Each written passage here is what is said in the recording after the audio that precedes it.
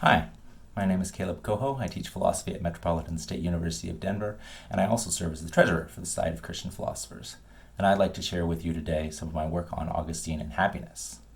So, Christians look to a future life, to the new heavens and earth, to fully receive the promise of happiness. But that leads some to criticize and say Christians don't value the present world, they're just looking to the future life. So Edward Gibbon famously attacks Christianity in his Decline and Fall of the Roman Empire, saying that Christians have this gloomy aspect, they tend to have an insensible and inactive disposition. It means they're not agreeable or useful because they're looking to this future life. And Martha Nussbaum has criticized Augustine in particular, that Augustinian love is committed to denying the importance of worldly losses and injustices because it's so focused on God and sees God as the only thing that matters. So the worry is, if you have Christian ethics centered around a hope of future happiness and seeing God as all that's involved there, then you're not really going to value the world or see any hope of happiness now. And so you're going to act in ways that reflect that. So one response would be to say, well, Christians can just say that happiness is attainable now. Get rid of the gloomy Augustinian stuff and affirm living your best life now. I think there are reasons that that's not a good move for the Christian to make. So to begin with, if we take happiness to be achievable now, then we're going to be tempted to look at the lives that are identified as best and successful by our culture and society. And that can lead to a very warped view where we're looking at the rich, the famous, those who seem to have it all together with their families or jobs, that just doesn't match the picture of the good life we see in Scripture, and also ignores the unfairness in the way that many of the goods that contribute to happiness are distributed in our current world. Something the psalmists are always calling attention to, that the wicked sometimes are rich and long-lived. And it's not just about health and possessions. Also, many people grow up in families and communities that are unjust and sinful in ways that really impede flourishing. So it's at the psychological, social, and political level. There are all these differences in these factors that can make it much harder for someone to achieve flourishing and happiness right now. And then maybe the biggest problem for the Christian is this presence of suffering and evil in the world. Can I really be happy knowing how broken the rest of creation is, even if my life seems to be doing well? If I just sit back and am at peace and feel satisfied, it's hard to see how that's compatible with loving my neighbor once we understand that my neighbor can be anyone throughout the world that's full of suffering. And of course we need an account of why is a new heavens and new earth? Why is a future life so important to the Christian message? So before looking at Augustine's answer, I think it's helpful to look at the ancient puzzles about happiness, or eudaimonia, he was responding to. So eudaimonia, translated into Latin as beatitudo, this idea of a life that's good on the whole, of the overall best life you could live, that is a life of flourishing and happiness. So it's both psychologically satisfying. Most schools think that it goes along with tranquility and peace. And there's also a consensus in most of the Greek and Roman schools of philosophy that it's going to require virtue, that you're going to have real excellences that guide your actions. But then there's a key debate over what about things outside ourselves? What role do they play in happiness? Does the condition of my health, how my friends and family are faring, does that make a difference? What about how my society as a whole is doing? And the Stoics famously insist that what matters to my happiness is just virtue. Happiness has to be up to us and attainable. And it is if we just focus on our own choices and virtue. And so for the Stoics, the sage can be happy whether an emperor or whether being tortured on the rack. But there are some challenges with accepting that for a Christian. It means that the status of creation and our bodies don't really have much to do with our happiness, and also how our society is going, whether it's well ordered and at peace, or whether things are going well with our family and friends, turns out not to really make a difference to whether we count as happy or not. So there's some reasons to think it's not very acceptable, though Augustine is tempted towards this position at first, as we see. But then if you say these factors that aren't in our control, such as our health, our status in our community, our relationships with friends and family, and how our society as a whole is doing, if those aren't are part of happiness but aren't up to us, then happiness is in danger of being a matter of luck or fortune. Especially if we think we have to be doing well in all of those, then it seems very unlikely that anyone's going to have everything going well for them in the way you might need to for happiness. So some Peripatetics made this move to say, well, you really are living a good and happy life as long as you're virtuous, but these other things kind of add an extra dimension. So the happiest life would be one where you're successful at your career and have good relationships, and all these, your city's doing well, all the things you might want. But as long as you have virtue, you get sort of a base level of happiness.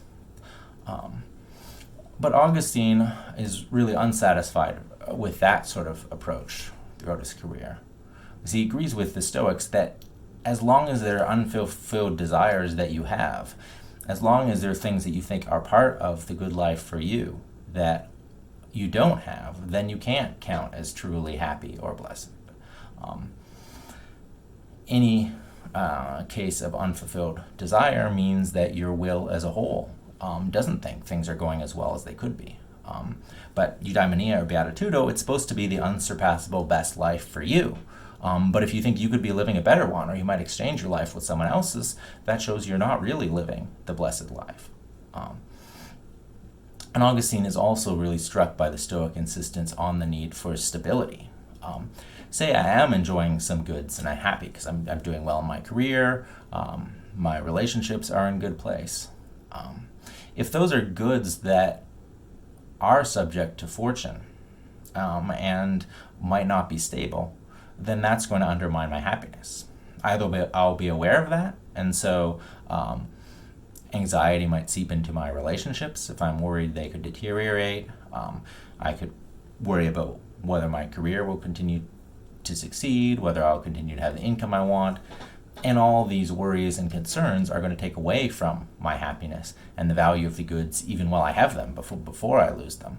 Just the possibility of loss undermines happiness. And even if I'm not aware of this loss, the fact that the goods I'm taking to constitute my happiness could be taken from me, that itself counts against my happiness. And my ignorance of that, my ignorance that this thing that I think will be stable and lasting and provide happiness in this job or relationship, if it's not in fact stable, then I'm not truly happy.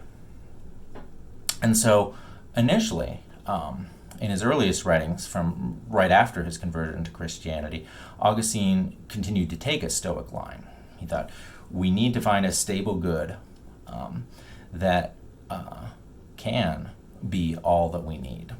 And he suggested that wisdom and virtue would be enough for happiness. So, taking a sort of Stoic Platonic line, and at this point, he said it doesn't matter what happens to you externally. He took the Stoic perspective that damage to your reputation or your health or your relationships, that's all outside of you, and you only care about acting in accord with duty, with virtue, and the law of wisdom. And you can satisfy that no matter what's happening to you externally. But then things change for Augustine. I think both personally, the loss of his mother, and also going from being on this secluded intellectual retreat where he's trying to achieve wisdom and figure everything out on his own, to becoming a church leader and bishop, responsible for caring for Christians facing all sorts of adversities. Augustine also reflects more deeply theologically on the importance of the incarnation and bodily resurrection, and comes to see that for the Christian, it can't just be enough to have a virtuous mind or soul. We also need bodies as humans, and our bodies to be in a good condition that won't be ruined by sickness. And so that pushes him towards thinking that Beatitudo is no longer achievable in this life, because it's only with the resurrection that our bodies will be in a condition where we will securely be able to enjoy health. And also our relationships. The citizens of the city of God will all have these perfect social relationships through their shared love of God. There are parts of that in the church now, but imperfectly, and so that's why you look forward. And at the same time, Augustine comes to think that actually the Stoics and Platonists were deceived in thinking that we could achieve stable virtue in this life. That Augustine thinks developing holiness is an important part of the Christian journey, and looking to God to strengthen and help us with his grace move towards developing those virtues.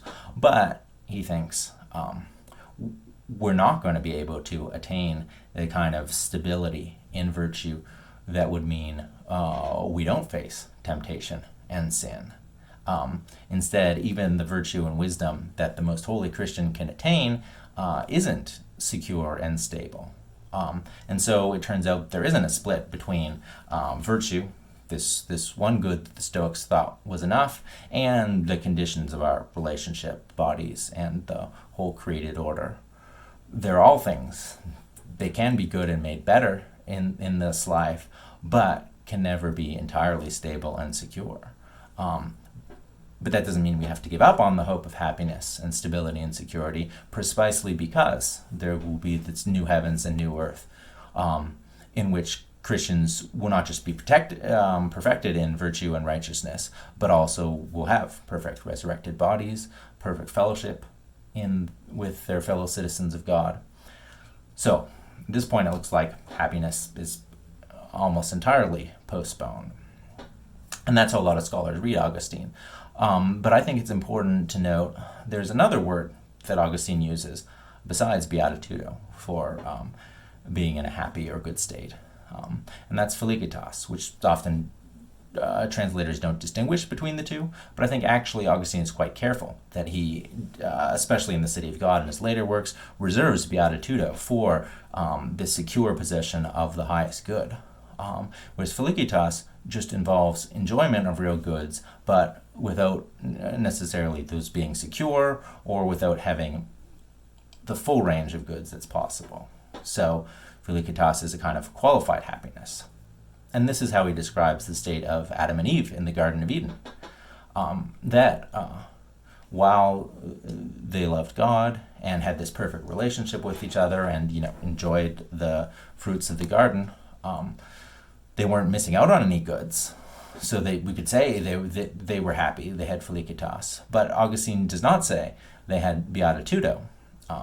And that's because they weren't secure. In fact, they were going to fall and lose the happiness and the goods they were enjoying. So he doesn't want to apply beatitudo there, but he's not saying they were miserable. He's just saying they were happy and enjoying those goods, but not in this final, stable, and secure way. And that kind of temporary happiness or enjoyment of goods at a time that may or may not continue is accessible to us even in the current fallen world. So Augustine talks about temporal and bodily happiness as something the patriarchs enjoyed, and as something that we can now enjoy as a gift of God when it's there. So he thinks it is possible. It's not something to be avoided. We should appreciate it when it's there, but we should recognize that we don't yet have the highest good, and that we might be called to face unhappiness in this life.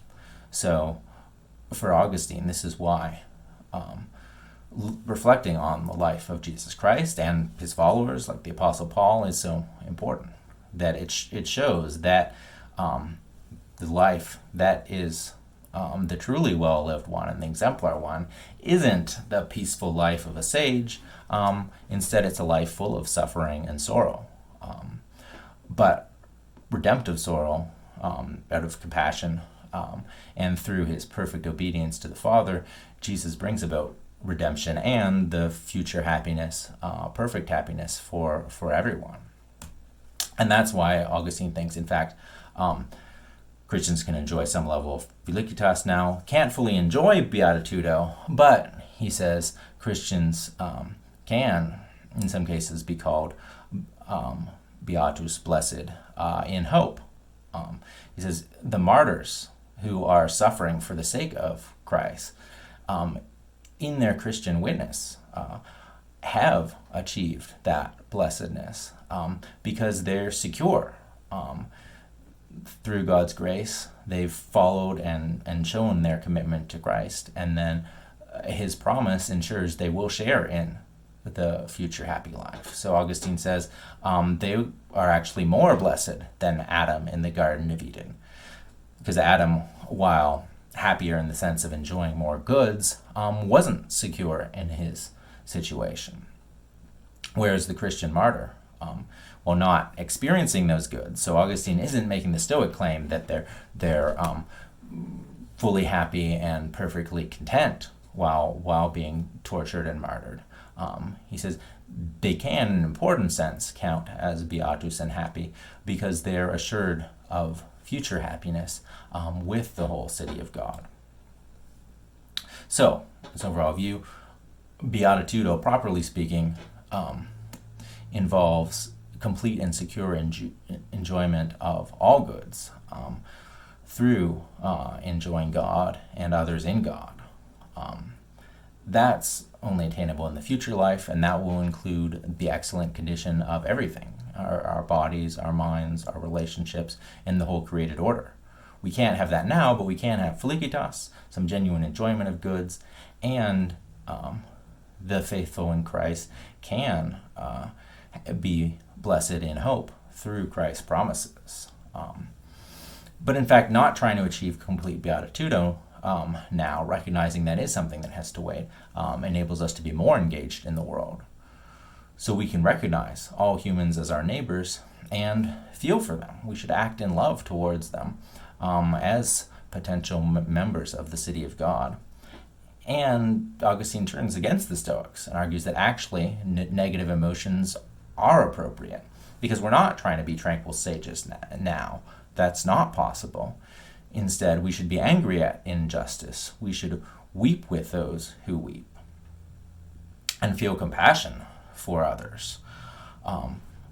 That's actually the feature of the Christian in this life. That's the well-lived life we see with Christ and Paul. And that helps us avoid aiming at earthly and mistaken happiness. Instead, we look to this future where Beatitudo is available to all without partiality. It's not based on status or riches or birth or where you fall in society. And we look to the renewed and perfected world where all suffering and tears have been taken away. And so we can all rejoice together in the peace and harmony of God's kingdom. That's the vision Augustine presents, and I think that twofold model of a certain kind of limited happiness now with a desire for that future perfect city of God is an excellent model for the Christian and offers resources for responding to these criticisms. Thanks.